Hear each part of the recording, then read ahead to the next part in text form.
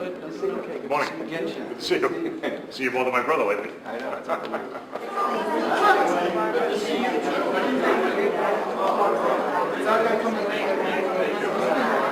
Oh, yeah.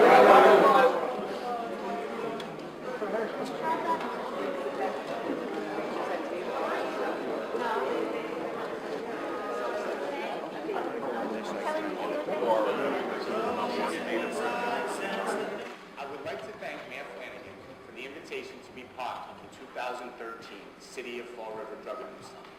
What an amazing opportunity to bring the devastating disease of addiction to the forefront with a focus on education, prevention, treatment, and most importantly, how through cooperation we can all work together to find a way to battle this epidemic. A product of this great city, my story is no different from many of the people currently on the street who are struggling. The difference is someone took a chance on me and showed me the way to a life of sobriety through effective treatment. I started the Heron Project to help families and people suffering from addiction and to help them navigate effective treatment options to give suffering alcoholics and addicts a second chance and the treatment that they deserve. From education to positive mentoring, that is what the Heron Project and Project Purple is all about. Raising awareness to our youth and helping others who cannot help themselves. Working together, we can spread a message of hope and tell those suffering that it is never too late to start making good choices. And to our youth, we can help reinforce the message that they do not need drugs and alcohol to change who they are, because they are perfect just the way they are. Thank you once again for the invitation. It's an honor to be part of this summit.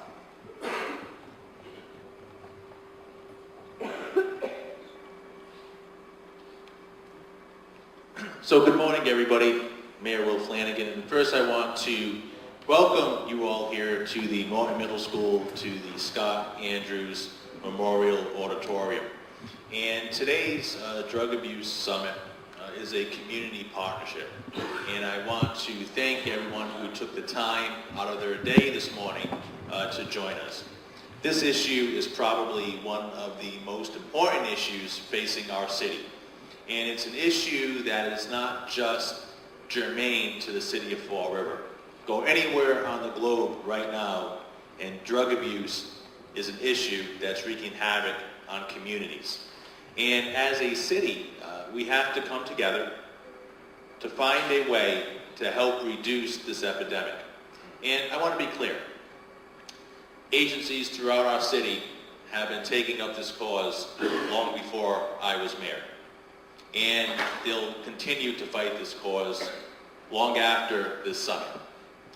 And I want to say thank you to all the agencies here who have made a difference in this epidemic. But as a community, we have to do more, and we have to raise awareness on it. And today's summit is focused really on three issues: prevention, treatment, and enforcement. Those three issues are the issues we'll be focused on today. And those are the issues, if we can continue to get resources to, continue to build up awareness on, will continue to reduce the drug epidemic that is happening in our community. And this epidemic affects all issues, whether it's the economy, whether it's public safety, whether it's education. All quality of life issues are affected by drug abuse. And today we have a great day planned for you, a number of breakout sessions. We're going to be going all the way until this afternoon. And our goal after we leave here today is to work with our city, with our community, to build an action plan on how as a community we can reduce this epidemic. To have a working, breathing document so no matter who is here, we can follow a plan to help build awareness on this issue and reduce drug addiction, get treatment for those who need it, and enforce the laws upon those who are selling drugs in our community. We have a number of great partners here today. Our elected officials work very hard in helping us organize today's event. And a keynote speaker with me this morning is Congressman Bill Keating.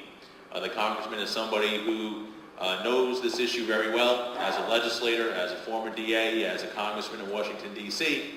He's working very closely with our federal officials at this time to not only help build awareness, not only to help pass the rules and the laws around this issue, not only just to help get funding into the causes that need it, but also to help improve the quality of life for the people who are addicted.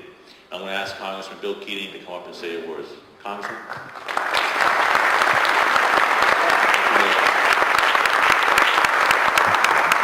You know, in communities across the country, there are two types of communities and community leaders that break down 50-50, I guess, in dealing with this issue. They're the community leaders that realize there are a problem in their district or in their city, and they're community leaders who don't realize that it's there. And every community is affected by these very serious problems throughout Massachusetts and throughout the entire Commonwealth. So having the mayor join together to have this forum shows that he's a leader and this is a community that understands there's a problem and wants to do something about it. And that's critical, because if you don't have that first step where you're working together with the social and health agencies in your city, if you're not working with your prosecutors, you're not working with your police, you're not working at the school level, because that's an area where we get the message out to young people, and you're not working with parents, then you're not going to be successful. And this is truly an epidemic. And it's one that the Center for Disease Control has already said is an epidemic, particularly in the prescription drug area. Where it comes to drugs as a whole, in Massachusetts, almost two people every day die in Massachusetts. Can you imagine if someone died from something that's more exotic, like the West Nile virus or any kind of other disease, how that would be flooding the television and the airwaves. But this disease, because of its stigma, doesn't get that kind of attention. Yet, in the prescription drug area alone, in our country now, there are more people that are killed from prescription drug overdoses than automobile fatalities. And look at all the safety things we've done with automobiles. We've had airbags, seat belts. We have to go through a test to drive them. The enforcement is there with automobiles. Yet, look at what we're doing with prescription drug abuse across this country right now. Bristol County is affected, Fall River is affected. In fact, two of the three counties that I represent, Bristol and Barnstable, have among the highest recorded overdoses. But you'd be naive to think that that's not happening everywhere else. And it's something that breaks right across economic barriers. It's something that is taking lives every day here in the Commonwealth. Now, when it comes to prescription drugs, one of the areas that we do have more control over is access. Parents that have been polled said 56% of those people said they have addictive drugs in their house. 30% said that they kept the extra drugs that were there after they used it because maybe they need it later on, or maybe they could use it again and they didn't want to throw it away. So they have that access that exists right there in our medicine cabinets, in our homes. If you poll, those same parents said only 4% of them said they thought their children had access to those or actually used those without them knowing about it. So you see a great discrepancy because 14% of the kids said that they do without their parents knowing about it. And I think that's low. So what we have to do is work together, in the triangle that's behind us in dealing with the issues. But there's much we can do. I talked to Chris Herron, and he said that his really addiction started when he was at Boston College, where I went to college. And he said he was introduced to prescription drugs there, OxyContin type of drugs, and they took them, and he soon became addicted. And I think D.A. Sutter will tell you the same kind of stories that I saw as a district attorney. just how this goes across the board. We had a case in our county where there was a state police officer who was involved in a collision with this cruiser. And he had very bad back injuries as a result of it, and they gave him OxyContin, prescribed that for him, and he became addicted almost immediately. That same state police officer, the addiction had become so great, he was arming himself and robbing banks in Middlesex County and Norfolk County, just to fuel that addiction. Because when you're addicted, really, your volition is gone. Your decision-making is gone. You get up in the morning with those kind of prescription drugs, and all you want to do is feed that addiction. And so the stigma that's attached to this, we all have to work hard to do away with. The stigma that, well, these people brought it on themselves. They can decide to stop anytime they want. That's just not the case with these kind of addictive drugs. I even remember a case where we had a real estate agent going from open house to open house just to get into other people's medicine cabinets. I had cases where on Newbury Street, this person had started a great interior design business. He was clearing, just for his own salary, almost $200,000 a year. He went in for surgery in the hospital. They prescribed OxyContin. He became addicted.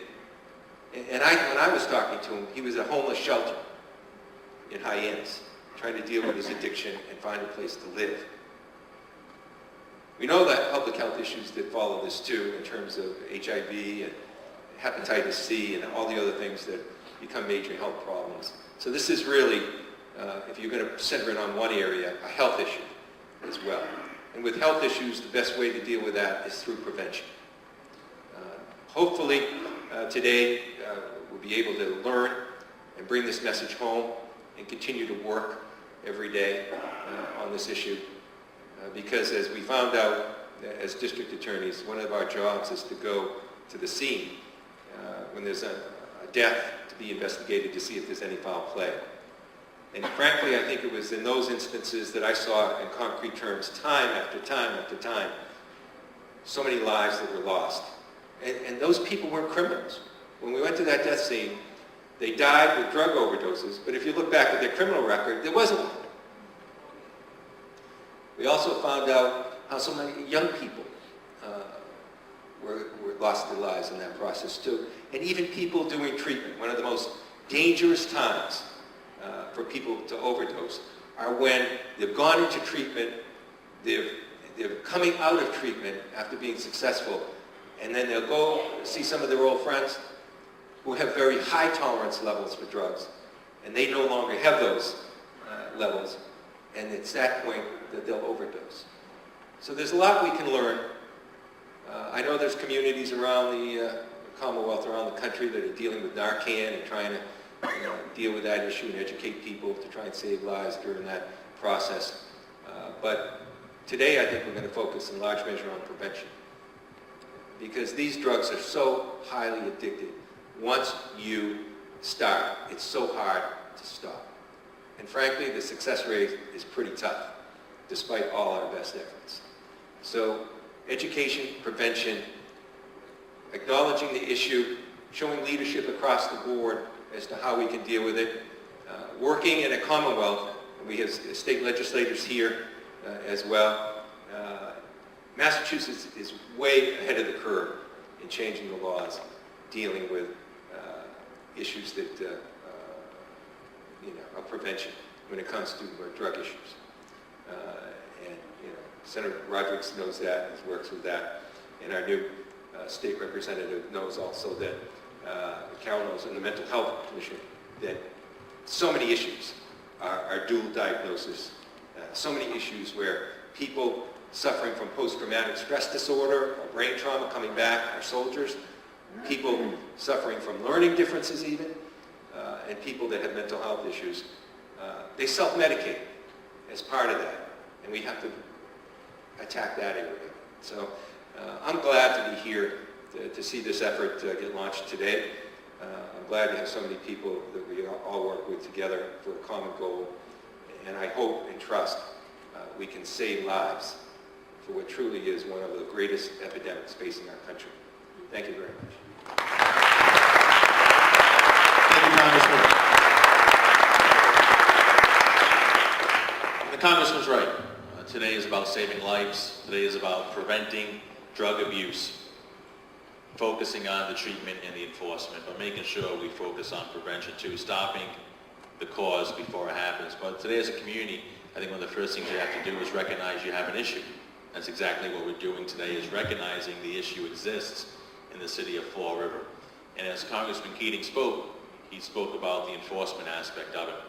And Bristol County DA Sam Sutter is there working with our police department day in and day out, making sure that enforcement of the laws is happening. But as a former prosecutor working in his office, I also know you focus not just on the enforcement, but you focus on the treatment aspect of it too.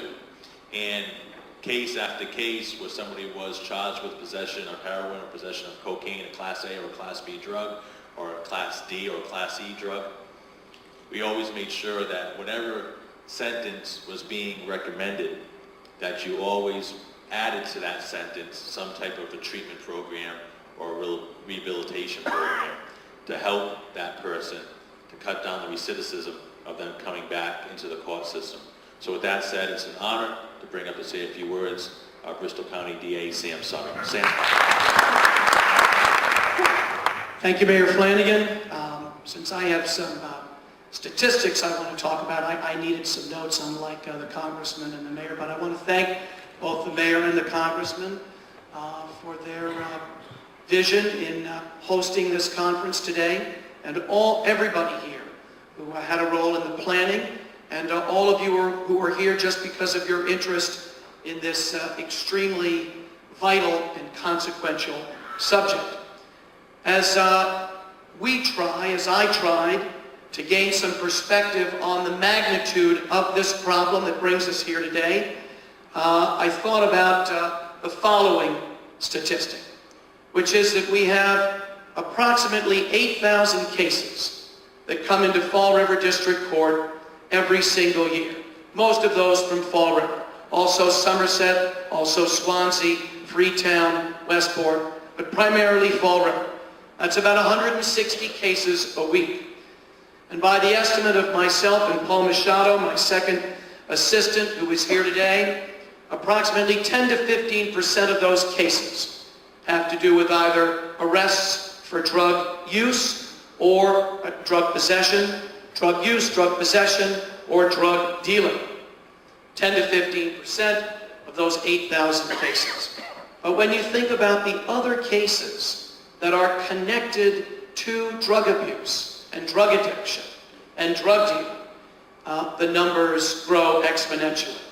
Those would be shoplifting, larcenies, driving under the influence of drugs, driving to endanger when you're under the influence of drugs, domestic violence, sexual assaults, breaking and entering into businesses, burglaries into homes, home invasions, which are burglaries with a weapon and force, and then of course the most grievous and serious, stabbings, shootings, homicides.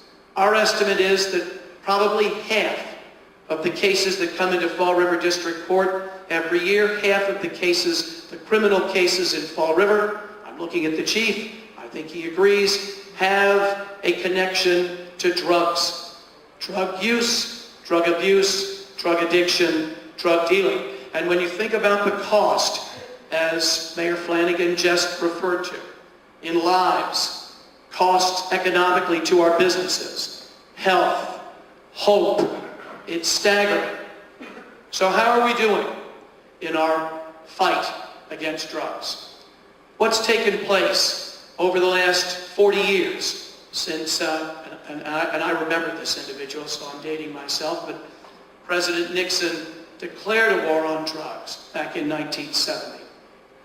Well, I think the statistics are interesting. It's not the vicious cycle you might think. It's not as if there hasn't been any progress. In 1979, the National Institute for Health, which does regular surveys about drug abuse, their survey showed that among those teenagers and adults, anyone over 12, Approximately 14% of all Americans at that time had used illegal drugs within the previous 30 days. 20 years later, in 2001, that number was down to 7% of Americans over 12 using illegal drugs within 30 days. But in the last 10 years, due to the problem of prescription drugs and the natural increase because of that in heroin use as well, because when somebody can't get prescription drugs, they turn to heroin. Now, use among adults, among Americans, 12 and over, is up to 8.7%. So there's been a spike. And the spike has to do with the prescription drug epidemic, which Congressman Keating referred to and Mayor Flanagan referred to. The number of heroin addicts in the United States, and I'm sure the same thing is true in Fall River, has increased about 50% since 2007. That's just in 5 years. 2007, 373,000 heroin addicts. 2011, 620,000. I found this the most interesting statistic of all. In the between 2004 and 2009, as a result of this prescription drug epidemic, there's been a 98.4, it's almost 100% increase, almost double, in the number of emergency room visits due to prescription drug abuse. So that is the biggest problem we are facing in the fight against drugs now. What are we doing at the District Attorney's Office? Well, we have some clear guiding principles that Mayor Flanagan referred to. We had a wonderful association when he worked with the office. Those that we determine to be using drugs recreationally, when they're charged with illegal possession, we try to get them education. Those who we determine to be using drugs because they're addicted, when they're arrested for illegal possession, in addition to an appropriate penalty, we try to move them into treatment. But those who are dealing drugs, that's when we determine that you've crossed the line. That's when we really aggressively prosecute, and if we determine that you're dealing drugs in large amounts for profit, the prosecution gets increasingly aggressive and severe. We've determined at the District Attorney's Office, we've come to a simple and clear conclusion, and that is that through our enforcement efforts, working closely with Chief Racine and the Fall River Police Department, if we can decrease the amount of available illegal drugs in our community, we can decrease the odds that somebody is going to start using illegal drugs, and we can create incentives for those who are presently using and addicted to drugs to get into treatment. So that is our goal, to decrease the amount of available illegal drugs in our community. The mission here today, better ideas, better practices. I have Paul Machado here from my office, my second assistant, who's in charge of the district courts, Justin Gomes. They'll be here learning, and Paul teaching, and working with all of you. There's a scene that I want to tell you about from a famous movie about the war against drugs, and I think it's instructive to close with. So that scene is from the movie Traffic, maybe the most famous movie in the last 20 years made about the war against drugs. I think Benicio, if I have his first name right, Del Toro won an Oscar for his performance as a DEA agent in that movie. In any event, at the beginning of the movie, Michael Douglas is named the drug czar of the United States of America. His daughter, interestingly, develops a very serious drug problem during the course of the movie. And he convenes a meeting with a group of people in Washington. I'm assuming that, I don't remember the scene that clearly, but senators, congressmen, and others. And he turns to all of them. There are about 15 or so people around the table, and he says, "So," he says, "tell me what's new in the war against drugs. Tell me some new ideas in the war against drugs." And there's complete silence. Now, that's a very cynical view. I don't subscribe to that view, and I don't think anybody here in this room subscribes to that view. We're here today to look for better ideas, better practices. That's our mission, so let's go forward. Thank you very much. Thank you, Mr. District Attorney. If you pause and think for a second, the DA brings up President Nixon's war on drugs, to Nancy Reagan's just say no, to today we're here still talking about the issue. And as a former prosecutor, as a mayor, you look at the drug use going on in our community, and it's different from where you go on the globe or on the map. Some of the drug use that's occurring in other states, like crystal meth, really hasn't infiltrated its way into the city of Fall River. Drugs that are currently present on our street, like heroin, crack cocaine, we're seeing our youth experimenting now with drugs like ecstasy and Molly. Those are the drugs that are really, that we see coming through the courthouse, or that we see when we talk to people within treatment and addiction. And at the state level, our elected officials are focusing in on ways to look at laws on enforcement, ways to help with treatment. And it's difficult sometimes to get into treatment with the amount of funding that's available, how long you can stay in treatment. But they're also looking at ways to prevent too. And we have a great delegation here today. Now I'm going to ask Senator Michael Rodrigues to say a few words. Thank you, Mayor. Good morning, everyone. If we're going to really talk about how to deal with drug addiction, we need to talk about all three of the legs of the stool. We need to talk about prevention, we need to talk about treatment, and we need to talk about enforcement. The Congressman was right that we're lucky here in the Commonwealth of Massachusetts that we do have some of the toughest prescription drug abuse laws on the books. Prescriber monitoring, ensuring and preventing or trying to prevent these prescription drugs from falling into the wrong hands, but we need to do more. In treatment, and we can't talk about treatment unless we talk about the whole realm of treatment, not just detox and counseling, but also talk about mental health services also. And we in Massachusetts have long ago, we were the first state in the country to pass a mental health parity bill, where we told the insurance companies that you have to provide the same level of services for mental illness as you do for physical illness. And finally, in enforcement, working with the DA and those, I just told DA Sutter that those statistics were staggering. We're working with our district attorneys, our chiefs of police, giving them the resources they need to combat all the criminal activities that happen as a result of drug abuse. So I thank the mayor, commend the mayor for bringing this summit together here in Fall River to talk comprehensively about the three legs of the stool needed to combat drug abuse. And I thank all of you. It's a great crowd. I thank all of you for being here today and attending. Thanks. Thank you, Senator Rodrigues. And the Senator's right. We can either stick our heads in the sand and not recognize there's an issue, or we can be proactive, recognize the issue, and then discuss it.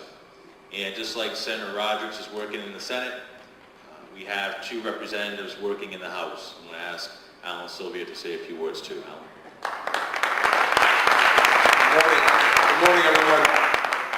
It's a pleasure to be here. I recently wrote an op-ed piece in the Fall River Herald News because the issue is so important. But it's so important to all of us. We all have loved ones, family members, great friends who are addicts. So it's affected all of us in our community. I've also had the opportunity in my life to not only work in prevention, but work in treatment as a provider of service, working in the substance abuse field, and also in enforcement as a police officer and working in, back then, the narcotics unit, the vice unit. So many years of work in and around the issue of drug addiction. We've heard a little about the war on drugs. Some would say we've lost that battle, we've lost that war. I will never say that because I don't believe that at all. I believe that we are here because we continue to fight it. New issues, as we've just heard. We'd also just heard our congressman say that Massachusetts is above the curve. We are above the curve. On a lot of issues, but in particular, this issue of substance abuse.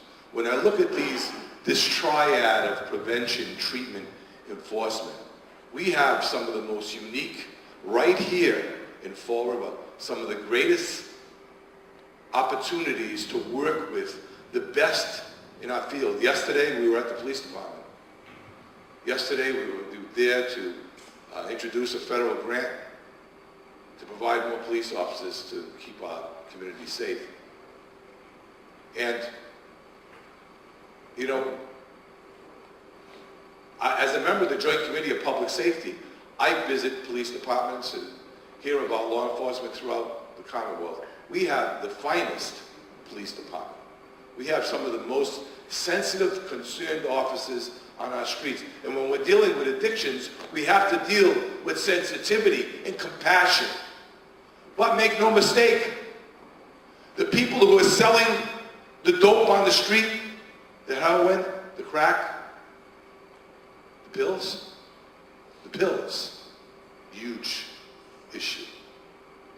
Not even addressed in most communities, but we're addressing it here. And I'm glad it's being televised, and I'm glad people will see this at home. We have to arrest those people. We have to get those people off the streets. We have to find ways of stopping those pills. So many. The cost. As a result of this, and I've already talked to both our federal and state delegation, because I'm very proud of two bills that I'm filing on Wednesday. There'll be a public announcement after Wednesday. We're trying to wait till after local elections so that it will get some of the attention that it deserves. And really, the idea comes from a local person, a pharmacist in Fall River. Many of you know him, Tom Pasternak. He went to a convention in Miami and listened to Blue Cross Blue Shield talk about ways of saving money. They weren't as concerned with the drug issue as they were about saving dollars. But because they required their practitioners to only write prescriptions for 15 days for Class 2 controlled substance, they saved $34 million in 1 year. So that idea was born in my head, and as I discussed it further with some of the treatment folks in our community, I filed both bills last week. One is for new inductees into Mass Health, Medicaid, and for those who are receiving Mass Health treatment now, that no practitioner in the Commonwealth of Massachusetts will be able to write a prescription for more than 15 days of a Class 2 controlled substance, and that'll be announced this week. We hope.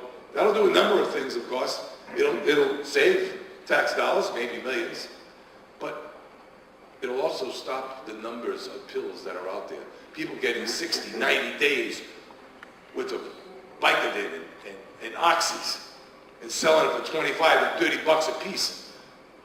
30 bucks coming from the taxpayer, by the way. It's a problem, a serious problem. We have I mentioned the finest police department. We also have some of the finest treatment. I'm looking at Nancy Paul, years of dedication and what STAR does for our community. And others, family services, Stepping Stone, the list goes on. But we have everything we need in this community to fight that battle. And we can win that war. We can make a difference. We've been doing these summits for years. There are people in this room, I look around, I see Steve Camara, I see others who have been doing this for, I know it's at least my third summit. But we have to continue this process. If we care about our community, we care about people, we care about life, let this be a legacy. Let this be something we do in Fall River that makes a difference. Thank you. Thank you, State Representative. The city of Fall River, the North End, is represented by Carole, Fiola. I'll ask Carole to say a few words.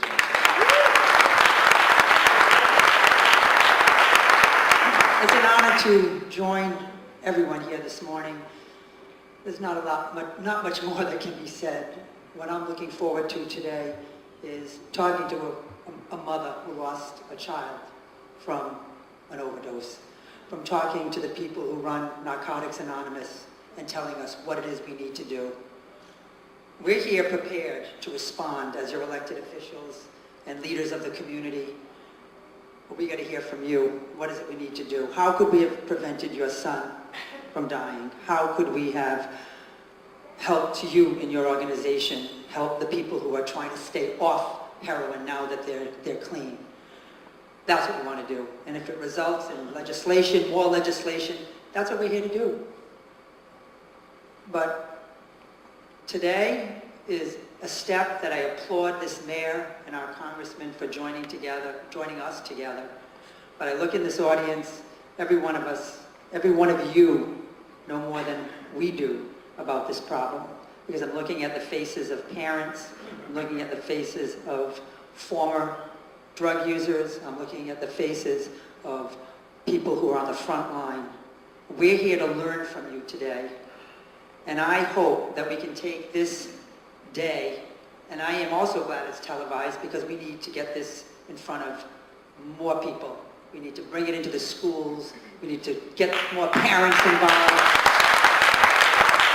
While I'm delighted with this response today, it's certainly not enough because as I'm looking out here, there's community leaders and organizations, but we need the parents here because those prescription drugs, I looked in my cabinet when I went down to bring down the prescription drugs the other day.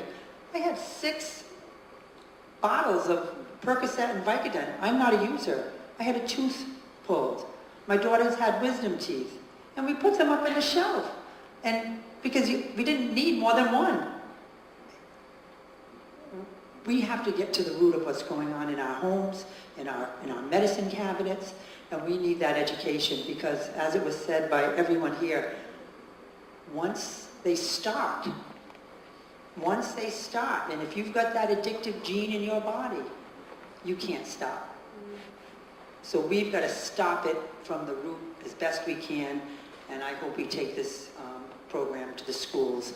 I'm honored to join you today. I want to learn. I want to hear what you have to say, and thank you, Mayor and Congressman Keating. Carole, thank you. And Carole's right. There shouldn't be an empty seat in this auditorium this morning. That's how important of an issue this is. This issue transcends across all sectors of our quality of life. And, you know, we heard about the federal level, we heard about what's going on at the state level. Pretty soon we're going to break out into our sessions and talk about the issues for prevention, enforcement, and treatment. But at the local level, we're fighting this issue, and you see all the various service providers here, those of you who are on the front lines, taking up this war, fighting it every day, making a difference in the community. And at the local level, our city councilors, our school committee, they're doing their part too, along with the police chief. And I see City Councilor Joe Camara here. I'm going to ask Joe to say a few words too. Joe. Thank you, Mayor. Thank you very much. I also want to commend the mayor and the congressman and everyone else that's here for bringing this issue to the forefront. It is important. And as the mayor said, on the local level, we and the council have to work with this administration to continue to support the agencies that are doing really the groundwork. They're the ones that are dealing with it every single day and night because these people work 24/7. They realize the problems that exist in this community for so many years, and we have to continue to support them and give them the tools that they need. Because one thing we know about drugs, they do not discriminate. Whether you're rich or poor, old or young, if you get into that environment, it does not discriminate. It will attack you and your family, and it will cause havoc. So I want to, again, most of what I was going to say has already been said by all of these gentlemen here. But what I want you to know is that we're going to do everything we can at the local level to work with the administration, work with the congressman, work with the district attorney's office, senators, to make sure that we bring this not only to the forefront, but actually start to end the war on drugs with a victorious meaning. With that, thank you very much, Mr. Mayor.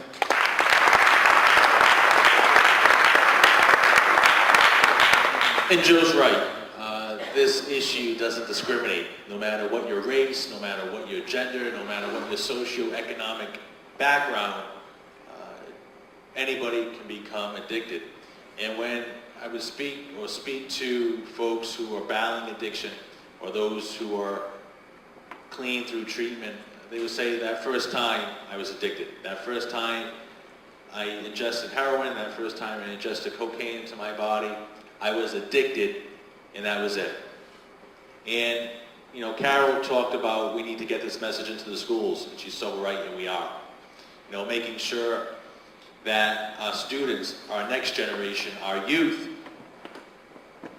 have all the information at their disposal to make an informed decision and to know better than to use drugs. And we see two members of our school committee here today, Gabe, Andrade, and Bob Maynard. I want to ask Gabe to say a few words also. Gabe.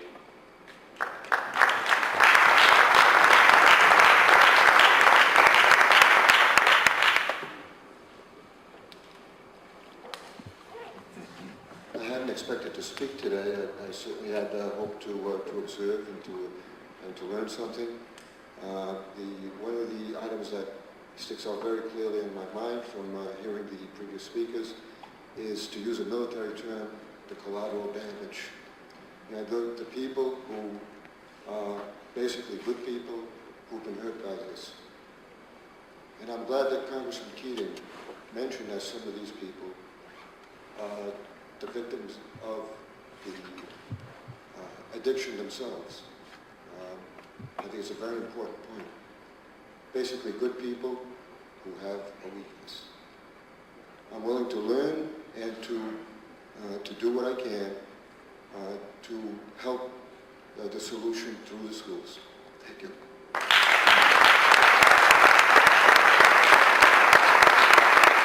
School Committee Man Bob Maynard.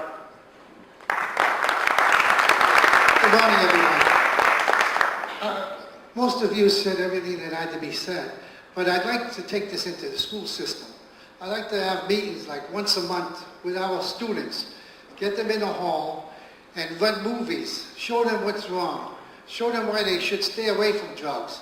Drugs is bad. My parents had 14 children. We never had drugs in the house. My mother had drugs, she'd get rid of them right away. And we always had to watch each other. Maybe that'll help. If everybody watches their brother, their sister, what they're doing, stay close to them, they could probably find out before it gets any worse. Something like that could help. But most of you said what we had to say, so thank you. Thanks for coming today. Thank you. Thank you. Well, Bob makes a good point. You really have to have that community involvement, people watching each other's back, being there, that support system, that safety net. And before we go into our breakout sessions, you know, we've all spoke about enforcement this morning, and Chief Racine is on the front lines here in the city of Fall River, taking up that enforcement issue. The majority of cases we see, and the DA talked about them, outside of the drug possession, the drug distribution, the burglaries, the armed robberies, the home invasions, the domestic assaults, the prostitution cases, the OUI drugs, those are the cases our 4 police officers are dealing with on a daily basis. And I want the Chief to close out this first session speaking on behalf of the Fall River Police Department. Chief Racine.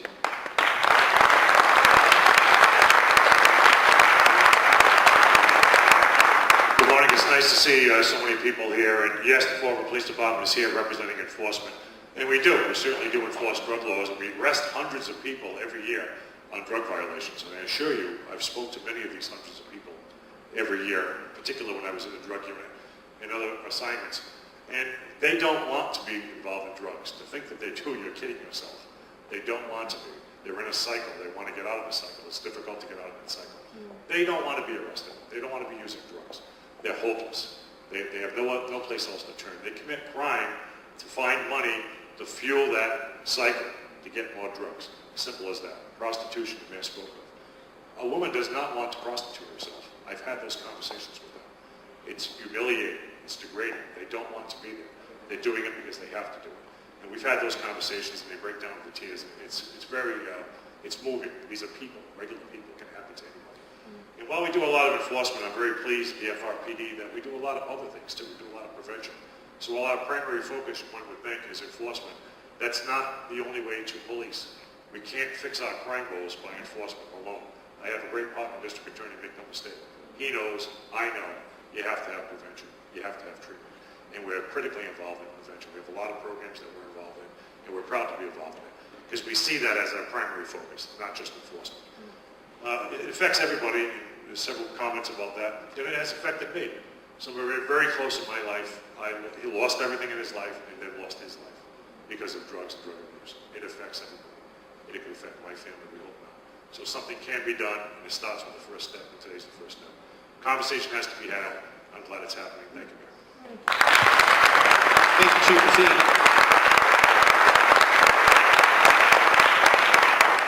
I want to thank our first set of speakers, our elected officials, our partners in law enforcement, for being here today and recognizing the importance of this issue.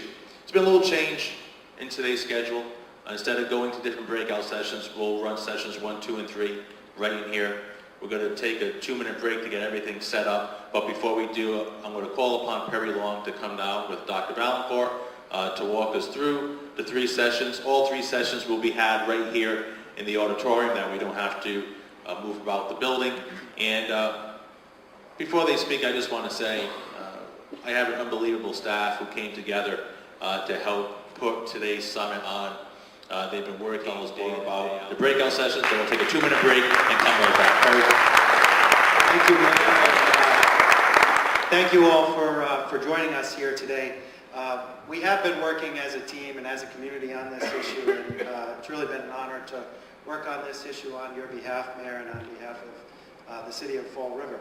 So today we had every intention to break out into individual breakout sessions, but as we saw everybody sitting throughout the auditorium, we saw how comfortable you were. We know that we have coffee right outside the door, and we're going to have the resource table set up. So we've made a change of plans. The doctor suggested it, and whenever a doctor suggests something, I usually take his advice. So we are going to have each breakout session right here in the auditorium. So we're going to have our first breakout session dealing with prevention. Then we will move into treatment and enforcement. So folks, get up, move around, come back 2-3 minutes. The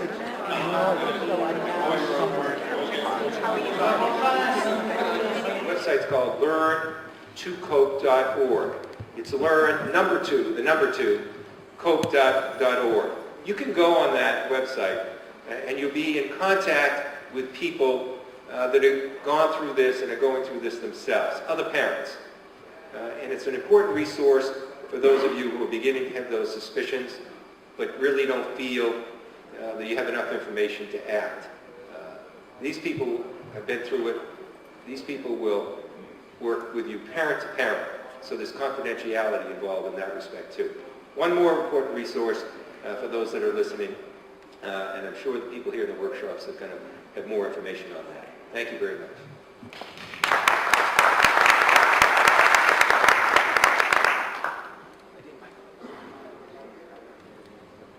Hi, everybody. For those of you who don't know me, my name is Marilyn Edge, and I work for the city in the health department. I am the tobacco control director. I cover the city of Fall River and 12 other communities, working with boards of health for tobacco issues. And in the course of my job as tobacco director, we've developed some relationships with police departments. In particular, my favorite police department is our Fall River Police Department, where we've started to enforce state law on drug paraphernalia and keeping track of the stores that are selling products that are questionable. So Officer Kevin Bashara and Brett Kimball work with me, and we do a lot of education to parent groups, to counseling facilities, to other police departments on drugs and what they are, what they look like, how to identify them if you find them in your kids' laundry. We also do a lot of education on drug paraphernalia, what it is you're seeing in your stores that you might not recognize as drug paraphernalia because a lot of it is sold as novelty items. And in the past year and a half, the police department under Chief Racine has reinstated the drug paraphernalia enforcement program. That law is not a city ordinance, it's Mass state law. So as my inspector and I find stores that are selling those products, we notify the police department and they handle the enforcement part of it. And we've been pretty successful in getting most of the products out of our convenience stores.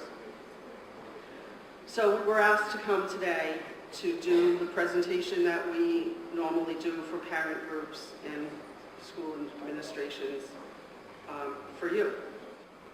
White to light brown in color, usually in a crystal or powder form, and it had a slight unpleasant odor.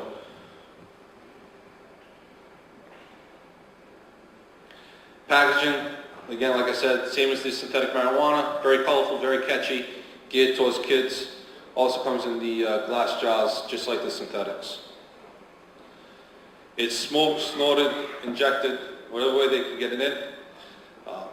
We actually had somebody underneath the railroad bridge, hypodermic needle, bath salt, spoon, dirty water, mixing it up. And at the time, couldn't really do much.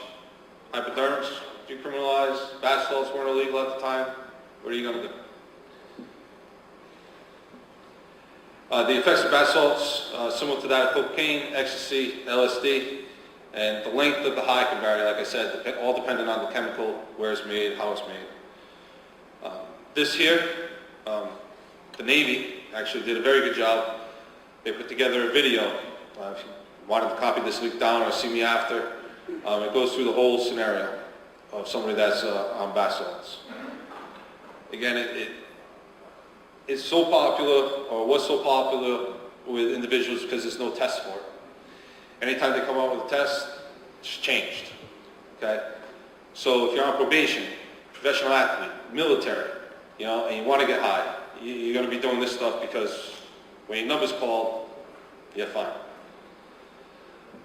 The next drug is Molly, very, very, very popular these days. Recording artists are singing about it. It's primarily like a nightclub or rave type drug. It's white in color, but can vary, you know, when it's cut with other chemicals or they add color to it. Comes in a powder or crystal type form. Molly is often mixed with bath salts, heroin, cocaine, and even dry wet. So you don't know what you're getting. They call it Molly because it refers to like a pure form of the MDMA, which is in the ecstasy. Packaging comes as a pressed pill or a powder that could be sold in a capsule, Ziploc bags, folded index cards, or sandwich bags. Molly has the same effects as ecstasy, craze back in the 90s, early 2000s, increases the body temperature, gives you a strong sense of intimacy, diminished anxiety, muscle tension, increased heart rate, clenching of the teeth, blurred vision. For most people, a hit of MDMA lasts about 3 to 6 hours. Again, that's all depending on how it's made. Once the pill's swallowed, it takes only about 15 minutes to enter the bloodstream and reach the brain. About 45 minutes later, the person experiences the high. That's when the drug is at its peak level. They might feel super alert, very excited. At first, some loss of sense of time. They experience changes in their perception, such as enhanced sense of touch. If anybody's been to a club, seen somebody Usually have a bottle of water, very touchy-feely, likes to rub up against things. That person's probably, as they refer to, rolling on ecstasy or Molly. Others may experience negative effects right away and may become anxious, agitated, sweating or chills may occur, and they may feel faint or dizzy. Again, it's very popular at the nightclubs, rave scenes. Some of the recording artists that have sung about it include Madonna, Miley Cyrus, Lil Wayne, Kanye West. Madonna said, you know, she wasn't singing about the drugs, she was referring to her friend Molly. Miley Cyrus wanted to get her song sung on the radio so bad, she sung about Molly, but she said, no, we're referring to, that was Miley. So she kind of lied about it to get it sung. And then she later said, well, if you're 6 to whatever, it's Miley. If you know what Molly is, then it's Molly. So, taking more than one pill is called bumping. These are some of the pictures out there. Some of the common phrases: pop the Molly, I'm sweating. Goes to a rap song. We got Madonna up there. People, when they're looking for it, they, you see my friend Molly? You know, people know what you're talking about. They'll direct it to the local dealer. Just for fun, I put Chuck Norris up there. You know, anybody see that? He pops a Molly, and the Molly starts sweating. No? Anybody? No? Thank you. But then you got Lil Wayne down there, Kanye, and everything. That pretty much concludes everything. This is our tips number. It's anonymous, so if anybody has any information and you don't want to give your name, you can call that number there. Or you can call us down in the Special Operations Office, myself or Brett Kimball.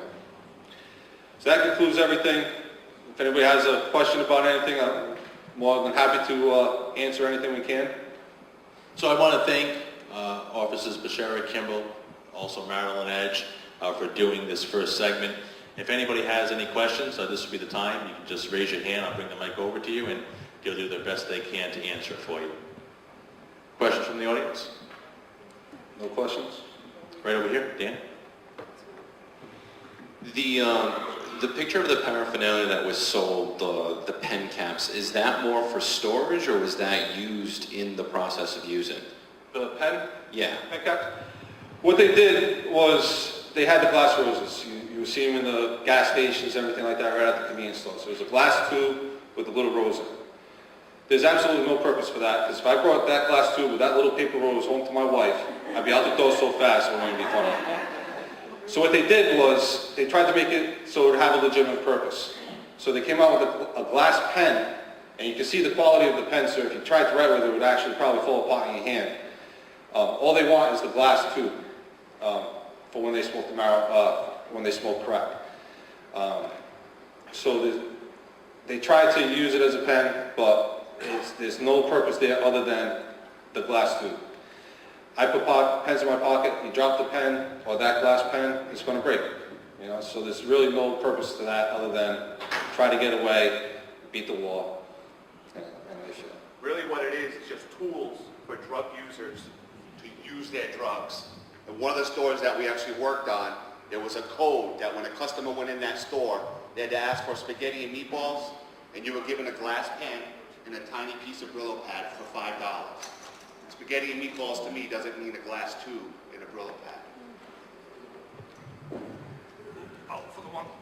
I'm going to pass this around. I'll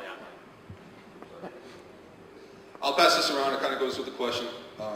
It's the chore boy that you can find in the grocery stores, clean dishes. A little push rod used from an antenna or whatever to get the crack cocaine down in there. An actual crack pipe taken off from one of the users here in the city. And that there is what they want, the glass pen or the love rose, as they call it. Representative Fiola. Just a quick question. So the bath salts and the glass tubes, are those illegal? Are they banned? What's the status in terms of the law? All right, right now, federally banned as far as the bath salts and synthetic marijuanas. Okay, we can't enforce federal laws. That's the DEA and everything like that. City of Fall River, thanks to the mayor and everybody, got ahead of it, right, prevented, I'm sure, you know, an outbreak of the synthetics and bath salts. We have a city ordinance put in place to prevent stores from selling or possessing. It's a civil fine, okay? The DEA, like I said, they're going after the online dealers and everything like that. So right now, there's no actual law preventing that. I believe they did pass one in January for the bath salts, but nothing for the synthetics. Not the synthetic marijuana. So that's why it was important the mayor got out in front of it and passed the city ordinance for the synthetics, because as you can see, it's just as dangerous as anything else, if not more. So if we store it in a store, a convenience store, it's our responsibility to call you and let you know we saw it, or is it still out there? We're getting reports now that it's coming back and that we're working on. But as far as the state law that was passed over a year ago, when there are 44 different states that have already passed regulations on banning the synthetic marijuana and the bath salts. When the law in Massachusetts went through the House and then went through the Senate, got stalled in the Senate, by the time it was signed in the Senate, they had taken out the synthetic marijuana. So the state law in Massachusetts only covers bath salts, not synthetic marijuana. So it left it up to the individual cities and towns to do something on their own. And we were the first in Fall River to do a city ordinance.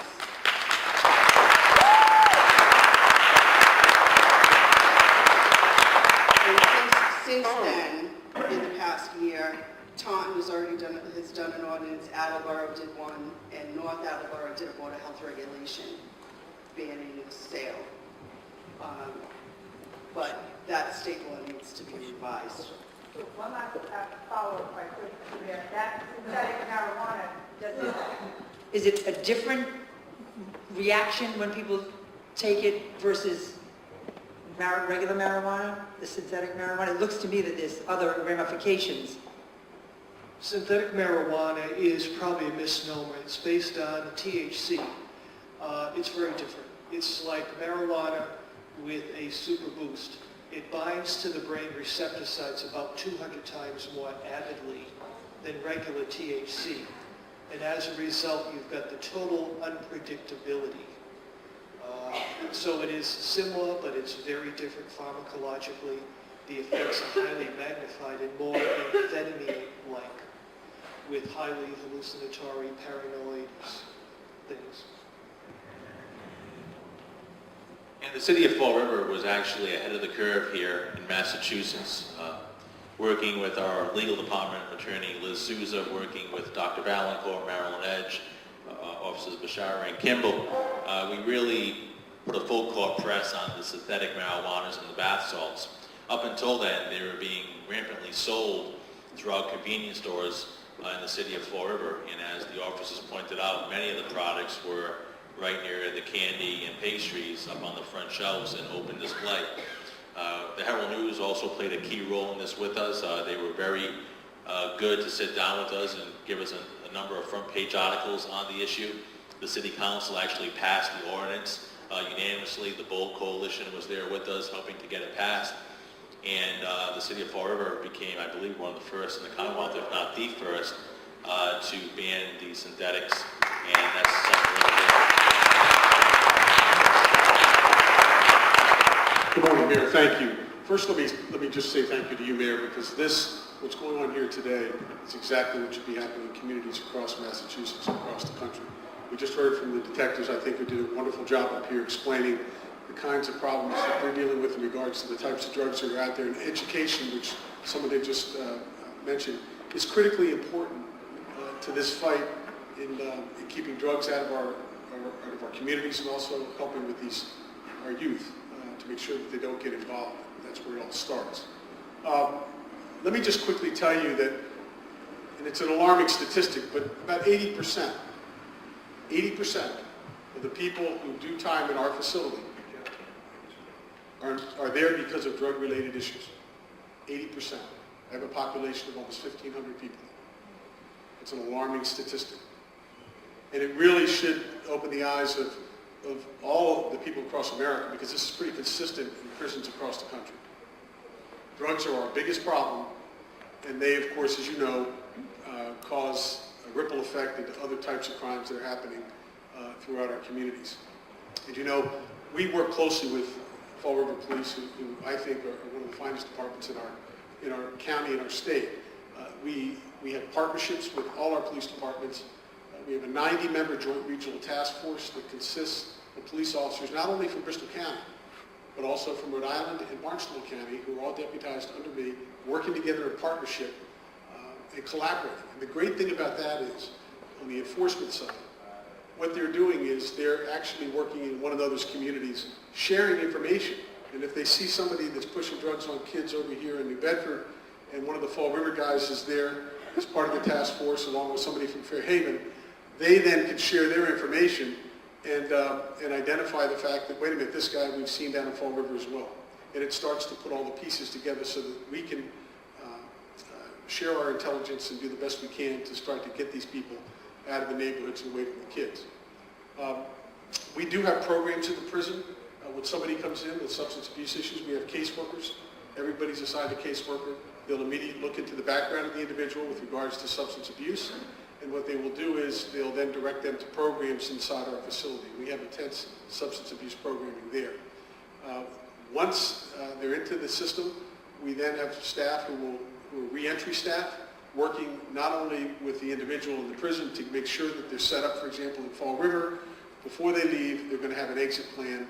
Who are the agencies that they should be connected with? What are the schedules of those agencies for AA meetings, NA meetings, whatever it is? And so they don't walk out of there just sort of wondering what to do next. They have a plan. And the other thing we do is we have police departments. Depending, for example, if Fall River has a gang member that's involved in drugs or just a gang member who's getting ready to be released.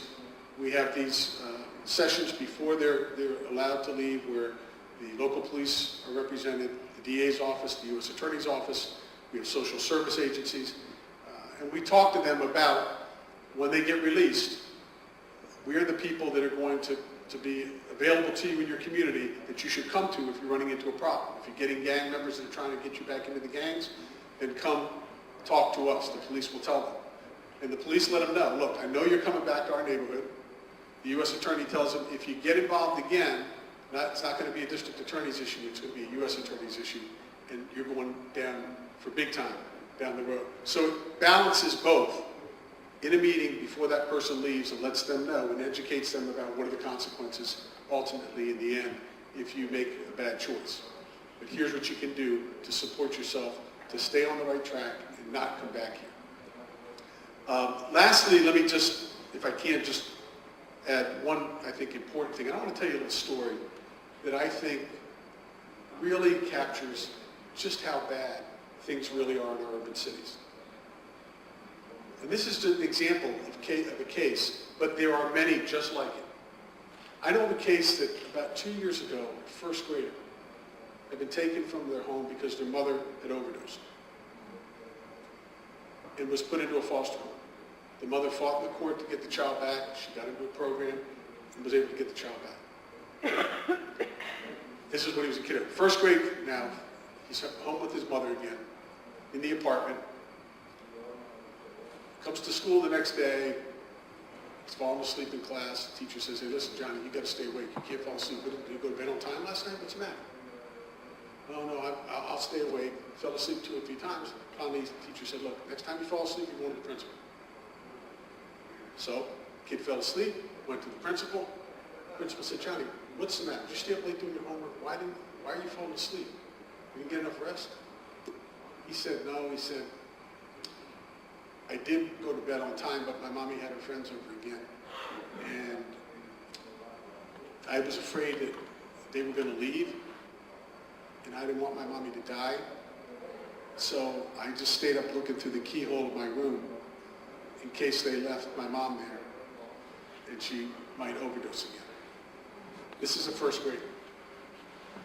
And these kids, in big numbers across our cities and towns, particularly the cities, these kids, there's so many of them that are getting up in the morning whose mom or dad is don't sit caking out of bed to get them ready for school.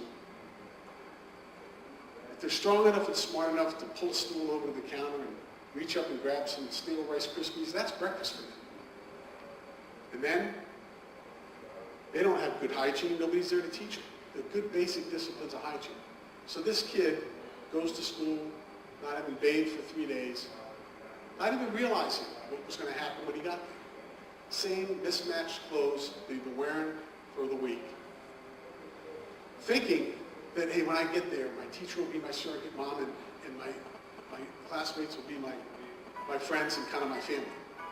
The problem is when the kid gets there, he becomes the brunt of the kid's jokes. And as much as that teacher wants to grab that kid and do everything that that teacher can for that child to get him to a better place, he or she can't. Because the teacher's got like 5 or 10 or 20 kids exactly the same problem in her class or his class. And you see, that's where our root of our problem really is.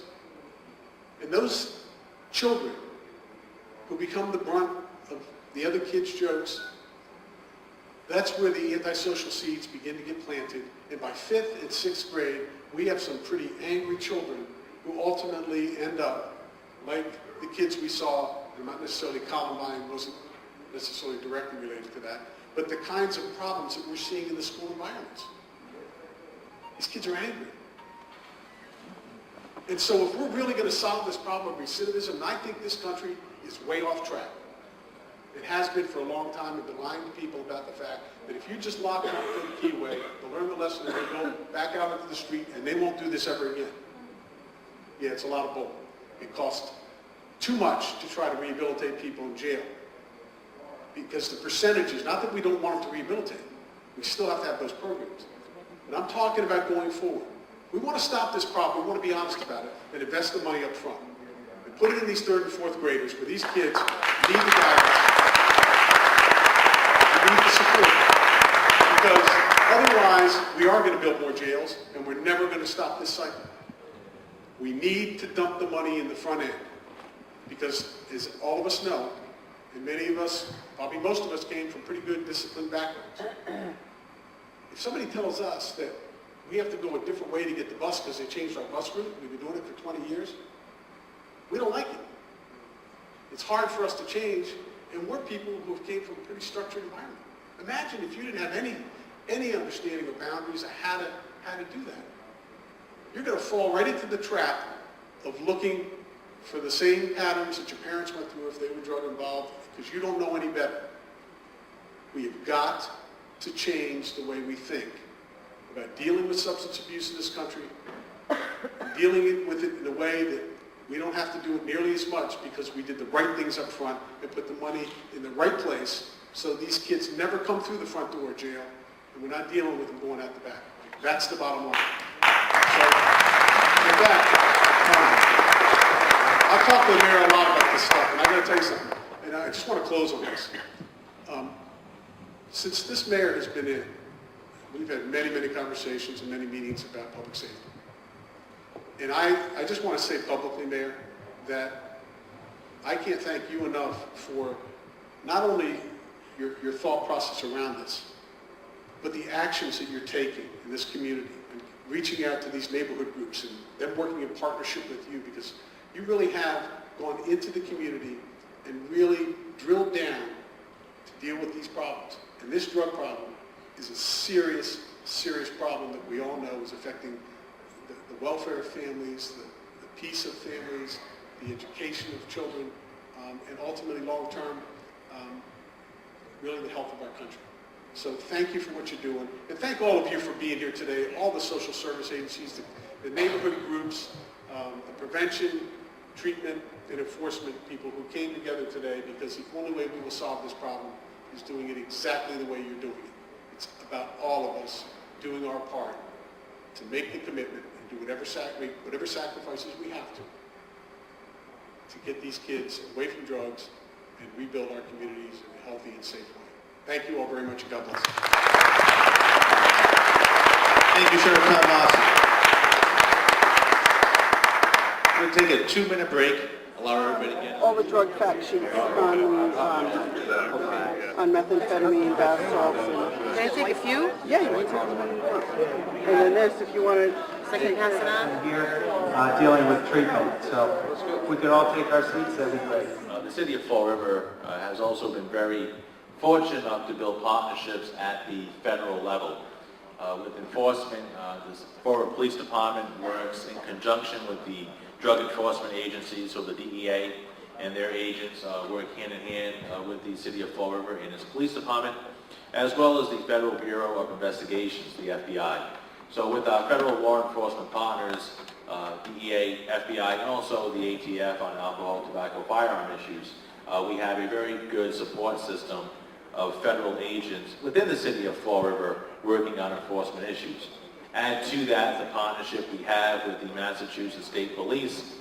So the Fall River Police Department has a very talented and courageous staff, but we're also building upon it with the state and federal authorities. So now this brings us into treatment. And we want to focus this panel with three ladies who work very closely in treatment in their various capacities. First, I want to introduce Laura Washington. Laura holds a bachelor's in psychology and is a certified interventionist as well as a certified alcohol and drug counselor. She has been working at STAR for 13 years and has worked as a clinician for both inpatient and outpatient as well as the methadone clinic. She has worked in the community for the City of Fall River and STAR's Project Assist program. Laura continues to do Arise Family Interventions and is the coordinator for the Partnership for Success grant for STAR. Please a round of applause for Laura Washington. Brittany Lynch. Brittany is a medical social worker at St. Anne's Hospital. She graduated from Salve Regina University in 2009 with a bachelor's degree in social work. Shortly after, she started at St. Anne's as a health promotion advocate. Her responsibilities include connecting patients and family members to preventative services and substance abuse community resources. In May 2013, Brittany graduated from Boston University with a master's degree in social work. This allowed her to combine her training in substance abuse and mental health knowledge to create a dual position as a medical social worker and health promotion advocate working with patients and families who present to hospitals in crisis. Brittany Lynch. Thank you, Brittany. Sarah Duggan received her bachelor's degree in psychology from Rhode Island College in 1994 and her master's degree in clinical social work from Boston University in 1998.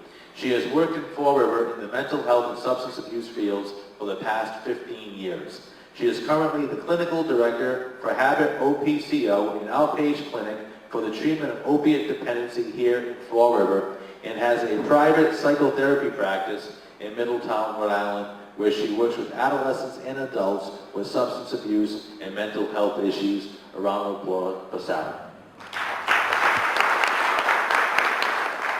So with that said, I will turn the panel over to them for their presentation, and we'll take questions directly after. Thank you.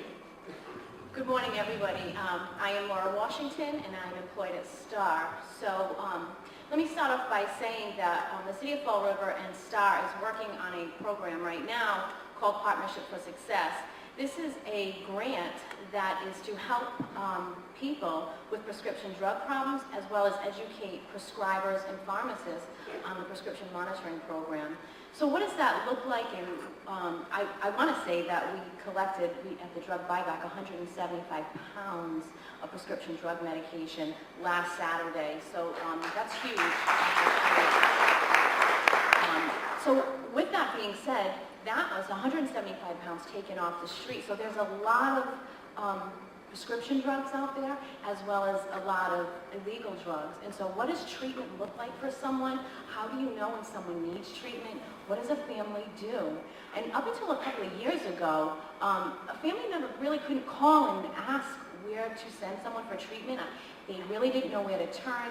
They were told the individual needs to call themselves. That has changed. The field has dramatically changed around that and has realized that families need treatment themselves and families need to know where to turn. So a couple of years back over at STAR, we had trained a lot of clinicians to become interventionists to work with the family. We use a model called Arise, which is different from the Johnson model that you see on TV. And we'll work with the family, even if the addicted individual does not want treatment right away. We know that that's where treatment starts. It starts with the family, it starts with the friends. And so we have a hotline where family members and friends can call and ask about treatment and what does that look like? What does someone look like if they're using heroin and the difference from alcohol and cocaine? And now the new synthetic drugs that are out there, it's huge. And so treatment starts there for many people, and then the treatment starts with the individual themselves many times. Over at STAR and other agencies throughout Massachusetts, people can call and request detox. The state does put aside some money for people that do not have insurance to get a medical detoxification, but not everybody needs a medical detoxification. If you're using cocaine, for instance, if you're using some of these synthetic drugs, so where does that person turn? Well, right here in the city of Fall River, we have an open access program at STAR from 7:30 in the morning till 1 o'clock. A person can come right in, just walk right in and meet with a clinician and find out where the best treatment is to fit them. Do they need detox? Do they need outpatient? Do they need group therapy? Is it their mental health issues? Someone had mentioned earlier that it is imperative that we treat mental illness along with substance abuse. It's imperative they go hand in hand. Years ago, they were treated as two separate entities, and now we treat them together.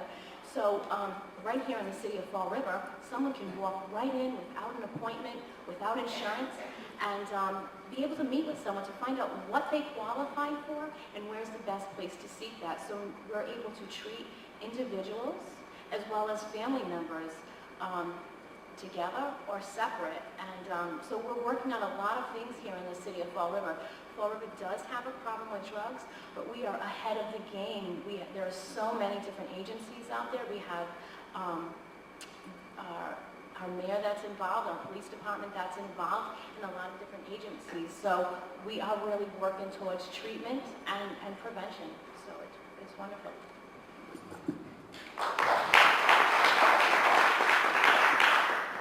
So as Laura had said, there's several different options for a patient or family member who is in need of treatment for substance abuse or mental illness. So that includes both inpatient and outpatient treatment. And one perspective that I can share is from the hospital. So on a normal day, if a patient or a family member comes into the ER, we first medically clear you. So we make sure there's nothing medical because of your substance use that would prevent you from getting any type of treatment. After you receive medical clearance, you would either meet with a social worker or someone like myself who can discuss your options. So as Laura had said, based on the types of drugs that you use, you'd be referred either to an inpatient or outpatient treatment. And at St. Anne's Hospital, we provide, while you're getting medically cleared and after a social worker meets with you, we actually assist you in getting into treatment. So we call different detox agencies and can help friends and family members get transportation to the inpatient facility if that was needed. The other option is outpatient treatment. So if you come in and you don't need inpatient detoxification, there are several different outpatient treatments. You can do individual counseling, you can do groups, you can do medication management. So that's another resource that we can provide to patients and family members if they're ready for treatment. And another resource that we have at the hospital is Narcan training. So at the hospital, if you come in and you're a family member and you're concerned because your sister just overdosed, at the hospital we can actually provide that on-site Narcan training, and you can leave the hospital with a nasal Narcan kit, which can help reduce opioid overdoses. So there's a multitude of treatment options. It's just figuring out which the right one is for you. And any one of the providers can help guide you in the types of treatments that would be most beneficial for you. OPCO is one of the 2 methadone clinics here in the city of Fall River. We provide methadone and, in some cases, Suboxone treatment. There are other forms of replacement therapies that I think STAR offers, the Vivitrol and the naltrexone, so that I'm not going to speak to that. So where to begin with methadone? I'm not exactly sure in terms of what people know or believe or think about methadone. I know there's a lot of controversy and a lot of myths out there around the type of treatment we do. So a lot of our work is going out and educating people about what the treatment really means, what it's supposed to do, how it's supposed to be used. We have patients ranging in age from 18 to I think 72 right now. Methadone treatment can be long-term maintenance for some people. We also have a 6-month program for a lot of, unfortunately, the younger people that are coming in who may have started their addiction with, what's in their parents' medicine cabinet or just what they're trying on the street. But a lot of younger people coming in. So if they haven't been to a detox, and they want to do some kind of replacement therapy, they may be more appropriate for Suboxone. A Suboxone program of replacement therapy is a program that really requires a patient to have a lot of structure in their life. So we really try to assess what the best need is for this person. If they want to get Suboxone, even if we don't think they're the best candidate for that kind of treatment, it's their choice. But so from there, there's the methadone, which again, we have a 6-month program, which is a 180-day detox. So a person will come in, they'll get titrated onto a stable dose of methadone. The idea is that the methadone is going to block the opiate receptors, same for the Suboxone. So the urges, the cravings, the physical symptoms and withdrawals that people would experience would subside. Our goal is that once the physical symptoms are taken care of, we're going to address their clinical needs as well. That the lifestyle changes, the things that they're going to need to do to maintain, sustain that sobriety. So for some people, and not very many, that 6-month period can be successful, but the success rate, to be perfectly honest, is not very good. So more people need to be on a longer term treatment, and the average length of treatment for methadone is around 2 years with about a 60% success rate for opiate addiction. Again, what we do is really provide a lot of clinical support around the medication. So some people have this idea that you come in, you get your methadone, you're just getting high, it's a free high, you're going out and you're just kind of doing the same thing over and over again. I think what we do at Habit is do whatever you can to get them to treatment. So there are a lot of options available. So I want to thank the panel for discussing treatment, Sarah Duggan, Whitney Edge, and Laura Washington. Before we go into our next segment, questions from the audience. 1 and 2.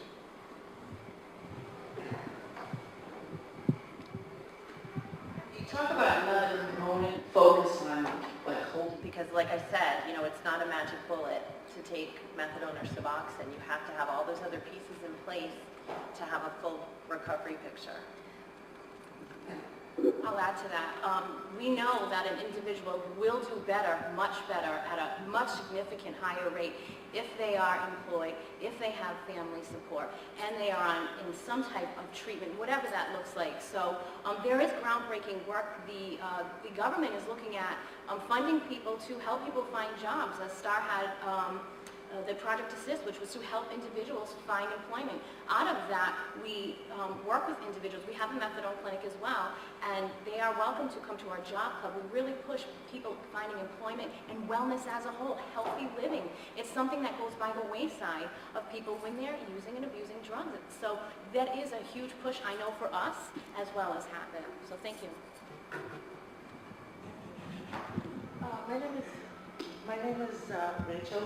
And Sarah, you were the only one who talked about recovery, because you ladies are just scratching the surface about the detox and the treatment, but the recovery, because this is a disease, addiction is a disease, and the recovery process is my concern in this community.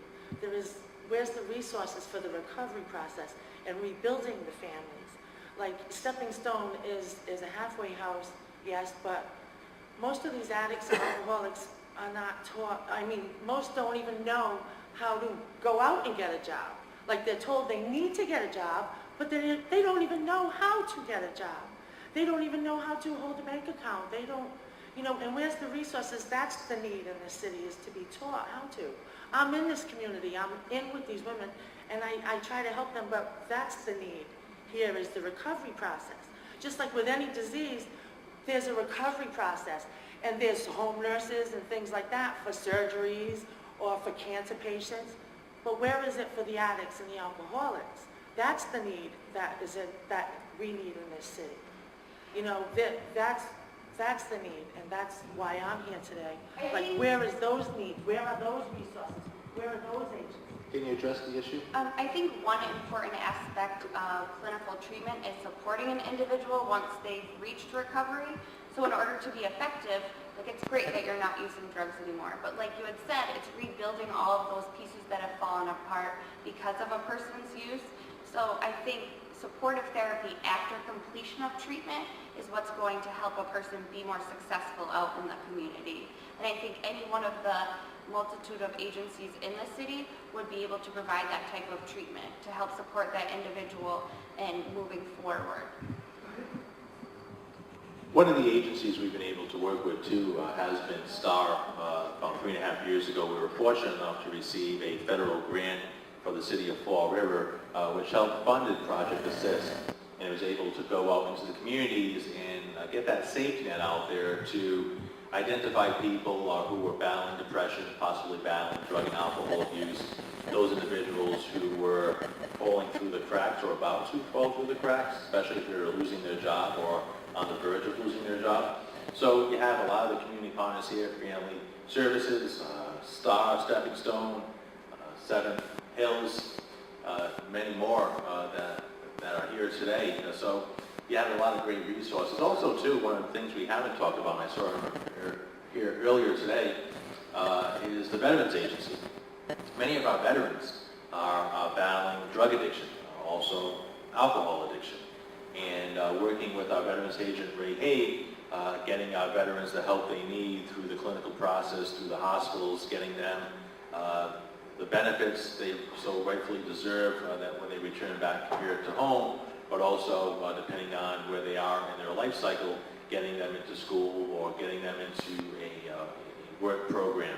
So it touches so many different issues. You have so many different agencies working on a particular issue, so where you fall on the category really is where the agency comes in to help you.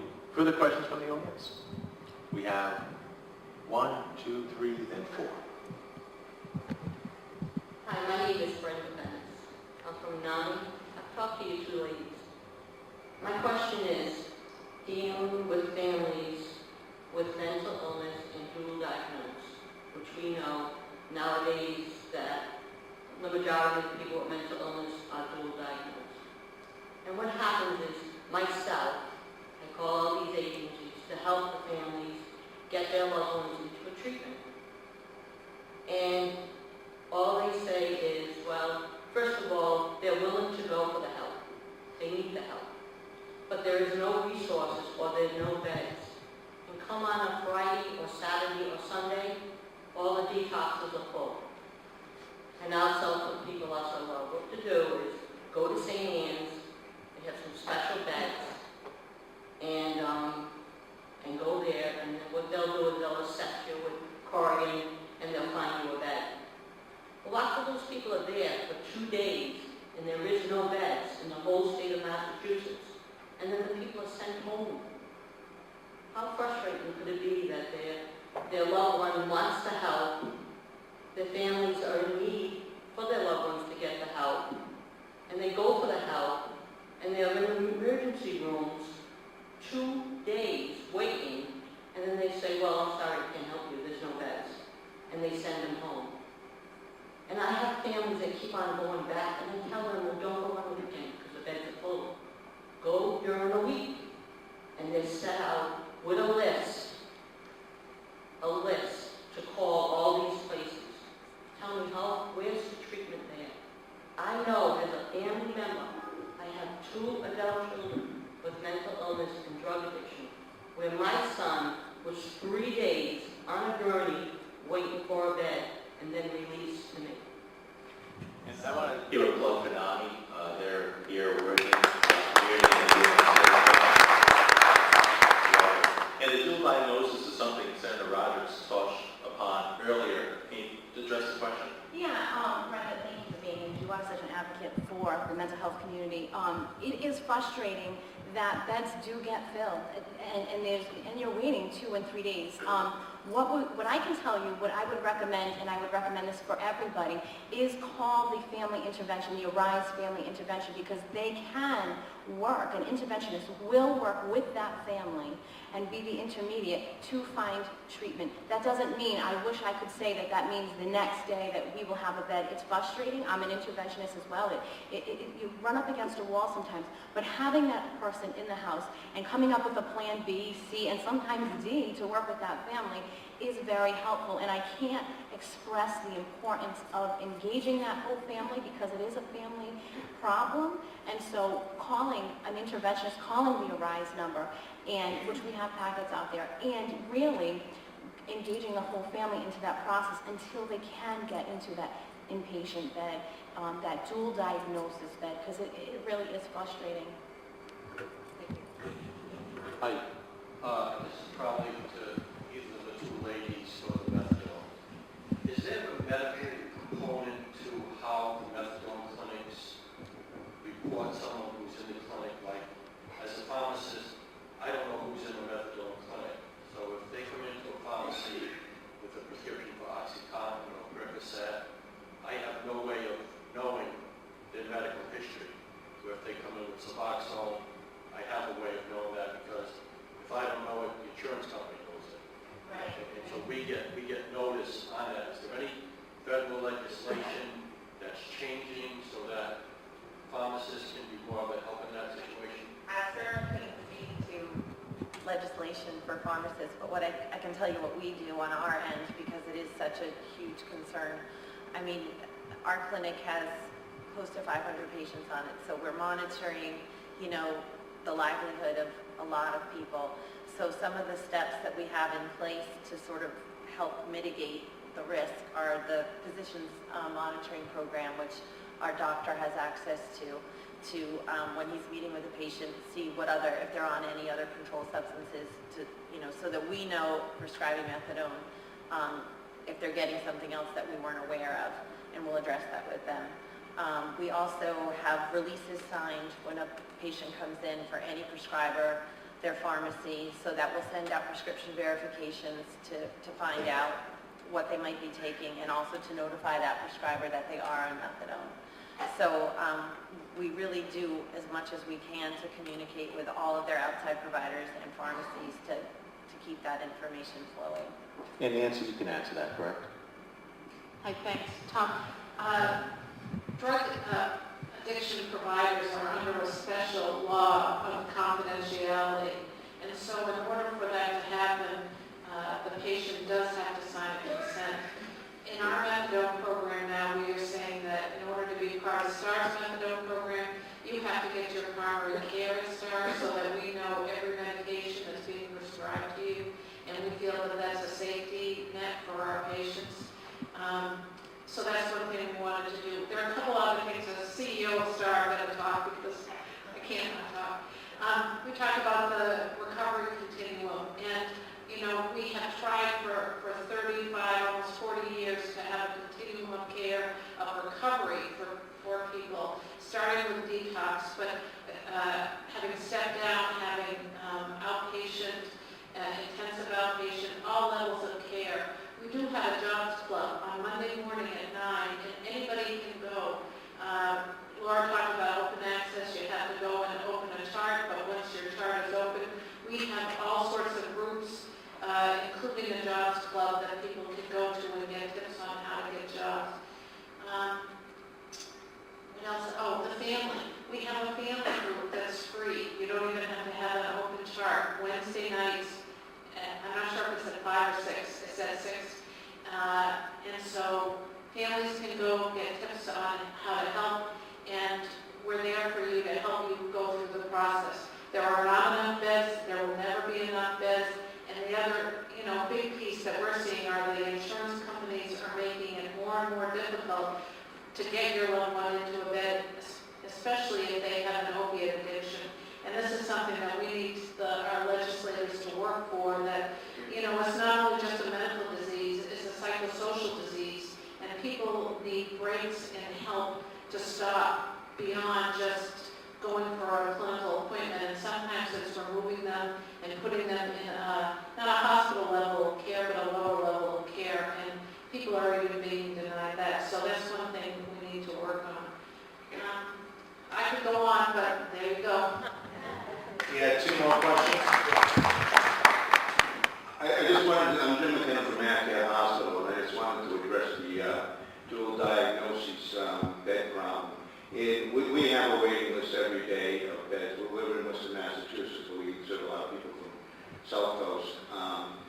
Again, I want to, talk about the importance of working with someone. If you work with someone in your right model, or you're working with STAR or somebody like that, or one of our outpatient clinics, we can usually get a bed within 24 hours. Unfortunately, when people are just calling in, we do run a waiting list. So we try to work with a lot of agencies. So my suggestion would be, if you need to get in, try to get in with one of the agencies here, have a counselor, an advocate, and they'll try to get you into the hospital. All right, thank you. We have 2 more questions. I believe, one here. I'm Karen MacDonald with Vaillancourt Hospital. I don't need to add any more because I know Jim just did. However, one of the resources that is not represented here, and I sit on the advisory council, is the Recovery High School in Brockton, which covers the Fall River area. I think it's really important for those working with adolescents, those that are not making it in the school systems because of their substance use. I think you really need to use the Brockton Recovery High School as a resource and really partner with them. They're working on transportation, and I want to toss it out there because I think that we have 4 recovery high schools in this state. Not a lot of states have that. We really need to begin utilizing that so that these kids are getting support and being able to stay clean and sober and graduate with a diploma from their district. So just keep that in mind. If you need any more information, I have some. Thanks. As the chair of the school committee, if you can forward that to me. Also, I see school committee man Gabe Andrade is still here. If you can forward that to us, we'll take a look at it. And it sounds like it's something we may want to take a strong look at implementing here in Fall River. Good time for 2 more questions. I believe there is 1, then 2. Thank you, Mayor Flanagan. And my name is Dan Patel, resident here in the city, and I'm really learning a lot from this forum. Sarah, the question is more towards the methadone clinic end, because you did mention that there is a stigma with that. Unfortunately, that stigma is what I know more about, just folks that look, they're lining up for that. But the question that I have has to do with accountability, because you had mentioned that there are 6-month programs and there are 2-year programs. Well, please correct that, but the question that I have more so deals with, are there milestones that the participants need to hit in order to stay a part of the program? Because there is a limited amount of resources, beds, inpatients, and I talked to someone about how could we help the situation with that, and they mentioned that although New Bedford has a drug court, that people work with these different programs to go through, that Fall River doesn't. So would that be a suggestion for Fall River to have its own drug court, that when there is a legal issue involved, that these patients, these folks don't necessarily go right into a normal courtroom situation, but go into more of a drug court situation where it's treated as a... Actually, if I could take that question, I can tell you something we're working on right now. I support the drug court, and if you float around here this afternoon, Dan, you probably talked to some individuals who have either gone through drug court or are going through drug court. I'm actually going to touch upon that in the next segment also. And the positive about drug court is it's going to give that individual the guidance, the supervision, the structure he or she needs in recovery. The sheriff talked about the enforcement, the jail aspect of it, cutting down on recidivism. Well, if you're able to go through drug court, you're getting a diversion from jail. So you're actually going through a very intense program where if you are able to complete it, you're hopefully on the road to recovery. And you know somebody's serious about drug court because there's many defendants that I would speak to as a prosecutor who said, I'd rather go to jail because that's how I know I can't go through drug court. I know if I go, I'm going to fail. I'd rather just go do the time and then get back out. So drug court's intense. People who go through it have a high success rate of recovery. Bernadette Saber is the presiding justice over in New Bedford. Later on today, you're going to hear from our next panel who will talk a little bit about the drug court. And we're working right now, hopefully, to have a chapter set up here in the city of Fall River. We have time for one more question. My name is Mary Carole. I just wanted to answer her question when she was talking about recovery. I have worked for STAR. And STAR program, we're not just about addiction, it's treating the whole part of addiction. That's what a treatment plan is about. It's not addiction, your family, your home, how to get a job. So you are educating people. And I work for Harvard at Paul as well. I'm a clinician as well. And we're not just saying, come on in and have this joke. We're talking about every issue of a person's life. That's why you do a treatment plan. And there are different agencies, we send people to for jobs, educate people how to have jobs, educate mothers to be mothers. So these programs are out there, and it's up to the individual. That's what treatment's about. All these things are there. So I just want to answer your question. These things are out there for them. Thank you. And we have unbelievable people who are involved in these programs, who are really doing God's work, people who are committed to helping others, being there, watching each other's back, helping them, pushing them forward. Funding's an issue. We've got to continue to lobby our state legislators, our federal senators and congressmen to make sure that when programs are being cut, and you saw a government shut down recently, when programs are being cut, these programs are not being cut, because if you cut a recovery program, if you cut a treatment program, everything else is going to be affected. You're going to see the crime rate go up. You're going to see the economy start to slow down. You're going to see more problems in the school department. So I want to thank Laura Washington, Brittany Lynch, and Sarah Duggan for joining us here on this panel. City Council President Linda Pereira here. Linda is a champion on this issue. She's a fighter. She works with the DA's office. A lot of her work is focused on children who are abused. And outside of her job, she's worked in a number of social service agencies. And at the city council level, she knows the importance of this issue and what, as a legislative body, they need to do. So I'm going to ask Linda to come down and say a few words. Linda? I have far too often seen the effects on children and on families because of drug abuse, mental illness, dual diagnosis, huge. Something needs to be done about that. And I have to thank our state legislators who fought to make sure that we kept Taunton State Hospital, because that's something that's extremely needed, because people need those supports. It's interesting, but many people, and I read studies on everything, many people who are drug involved or alcohol addicted, very high percentage of those individuals were sexually abused. It's unbelievable when I go into the prison to meet with someone, and when I do my sexual abuse investigations, and I will have a parent who's having issues, who's drug involved or alcoholic, tell me that they too were sexually abused. And I see Roger Dexter, a great friend of mine that was a phenomenal supervisor to me years ago, probably 20, who's still hanging in there trying to help people. But let me share with you a story about the importance of getting involved and doing things. And I asked permission to use her name. But a very good friend of mine, Attorney Rena Brown, who is a defense attorney, and I work for prosecution, but we're still friends. I was in Florida and met this young man who's an engineer. He was originally from this area. He told me that he had been addicted to heroin. He was with Roger, he was in the methadone program. He then ended up in Florida. He went to a Naranan meeting that they had on a beach, and he heard Rena Brown's speech. Her speech and her talk to that group changed this man's life. He said, if she can do it, I can do it. And I will tell you that when I came back, I made it a point of making sure that she was the first one I called to let her know, you made a difference with one person that I know of. And if all of us could make that difference with one person, we'd all be doing something.